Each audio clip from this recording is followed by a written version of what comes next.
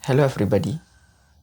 Seseorang memiliki kehidupannya masing-masing, seseorang memiliki pikirannya masing-masing, dan seseorang memiliki keunikannya masing-masing. Apalagi di Indonesia yang memiliki banyak ragam suku, budaya, bahasa, adat istiadat, agama, bahkan ras, dan lain perbedaan lainnya.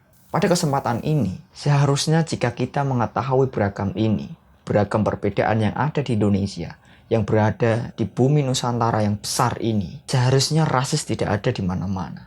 Akan tetapi rasis tetap terjadi di negeri ini.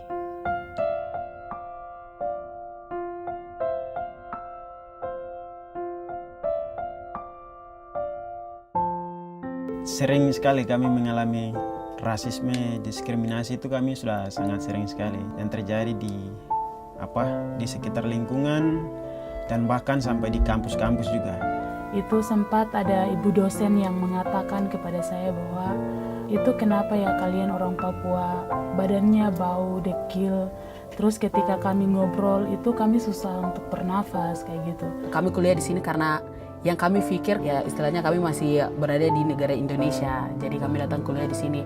Kalau saya melihat konflik yang di Surabaya, sebagai saya punya kawan-kawan juga Papua di sana, yang pertama hati saya terpukul gitu dengan sebutan monyet istilahnya. Mungkin lebih banyak lagi selain yang kalian lihat tadi, bahkan lebih banyak daripada itu. Akan tetapi di sini saya tidak hanya ingin menyampaikan itu saja, dan lebih daripada itu. Tentu kita memiliki teman atau saudara yang berbeda daerah, suku, ras, bahkan agama sekalipun. Selain suatu perbedaan yang besar tadi, orang memiliki sifat kepribadiannya masing-masing. Sehingga ketika kita memiliki suatu hal yang berbeda, seharusnya kita tidak harus merasa tidak enak atau merasa canggung. Begitu juga sebaliknya, apabila orang lain memilih suatu hal yang apa ia pilih, ya seharusnya kita harus menghormati, memberikan support kepada orang lain.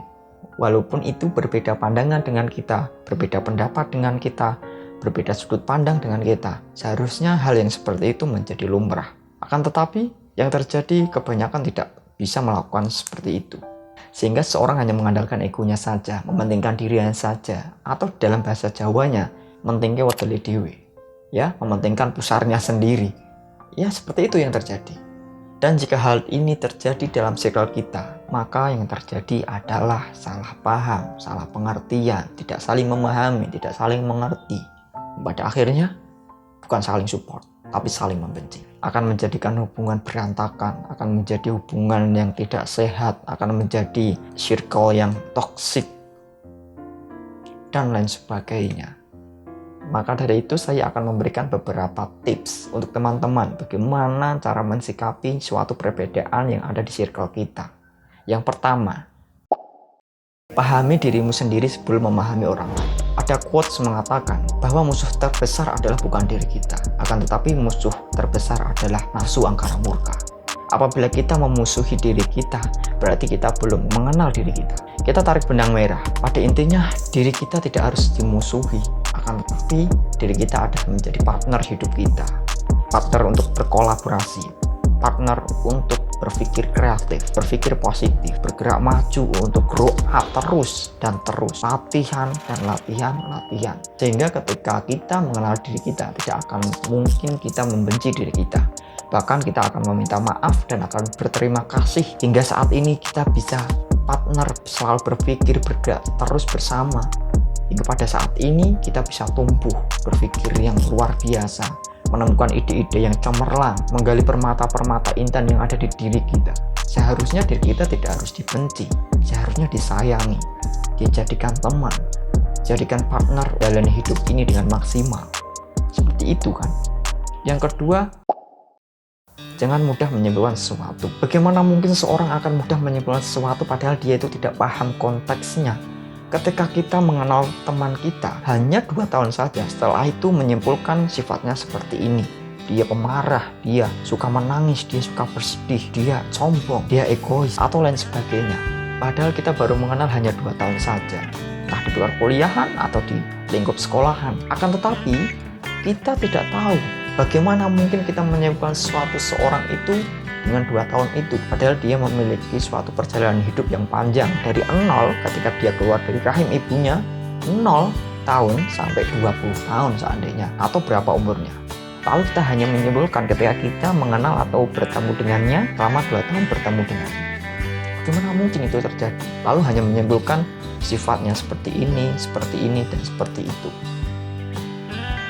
Impossible. Maka dari itu, jangan mudah menyimpulkan sesuatu yang belum benar-benar kita pahami. Mungkin kesimpulan kalian pada waktu itu benar, tapi akan tetapi, bukan poin itu yang seharusnya kamu ambil. Tetapi apa yang melatar belakangi sehingga dia bersifat seperti itu. Mungkin di masa kecilnya, di masa remajanya, di masa bagaimana keadaan dirinya, atau pada waktu itu pula dia sedang apa, dia memiliki permasalahan apa. Kita tidak boleh menjustifikasi seorang yang belum tentu itu benar atau belum kita tahu secara mendalam.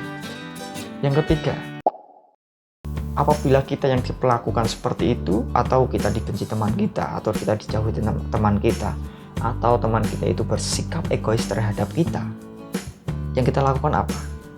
Bersikap bodoh amat dan fokus pada mimpi kalian. Jika kita memiliki suatu misi, maka kita lebih baik fokus pada misi itu dan abaikan hater yang ada di lingkungan kita, yang ada di sekeliling kita. Bukan berarti kita untuk bersikap bodoh amat lalu tidak mau memiliki kehidupan sosial, tidak mau berteman, atau tidak mau kita berinteraksi dengan orang lain. Akan tetapi jika sikap itu menimpa kepada diri kita, lebih baik kita menarik diri, mencari suatu hal yang positif, mencari lingkungan yang tidak toksik, atau memiliki suatu lingkungan yang support system. Life is choice, bro. Hidup ini adalah pilihan yang menentukan diri kita, bukan orang lain. Ada sesuatu yang bisa kita kendalikan, ada sesuatu yang tidak bisa kita kendalikan. Sesuatu yang bisa kita kendalikan yaitu seperti persepsi kita, sikap kita, bagaimana kita akan pergi kemana. Itu adalah sebagai ikhtiar bagaimana kita mengendalikan apa yang bisa kita kendalikan. Sedangkan sikap yang tidak bisa kita kendalikan yaitu persepsi orang, sikap orang kepada kita, dan perlakuan orang kepada kita. Sehingga kita tidak perlu mengkhawatirkan itu. Tapi bagaimana kita bersikap menanggapi suatu hal perlakuan seperti itu dengan sikap yang baik, yang positif. Seandainya kita melawan bisa saja. Tapi life is choice. Oke? Mungkin itu saja yang bisa sampaikan. Terima kasih. Ambil jika ada knowledge yang ada di video ini. Apabila kalian tidak suka silahkan dislike, dan apabila kalian suka silahkan like. Dan jangan lupa tinggalkan jejak di kolom komentar. Terima kasih and bye.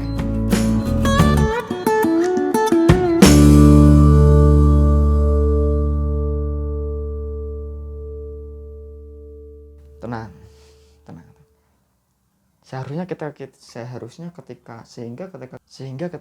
Maka dari itu saya akan memberikan dan apabila hal ini terjadi dalam circle kita, circle. Dan waduh, tak sampaikan di depan. Fun fact ya, ini bajunya saya balik. Bagaimana sih rasanya menggunakan baju yang polos? And bye.